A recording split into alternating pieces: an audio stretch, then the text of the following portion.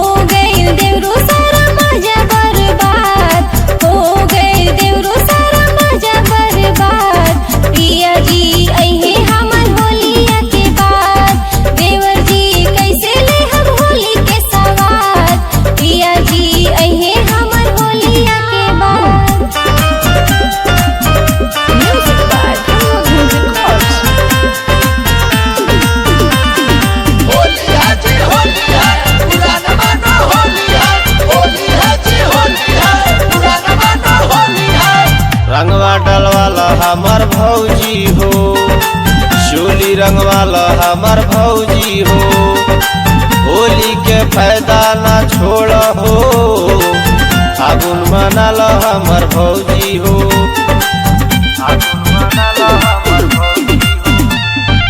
रंगवा डलवाला हमर भौजी हो, चोली रंगवाला हमर भौजी हो, होली के फायदा ना छोड़ हो, फगुआ मनाल हमर भौजी हो, हृदय से लेला भौजी होली के सवाद, हृदय से लेला भौजी होली के सवाद, होखे नहीं देहब तोहर होली बर्बाद। देवर जी कैसे ले होली के सवाद, पिया जी अइहे हमर होलिया के बाद।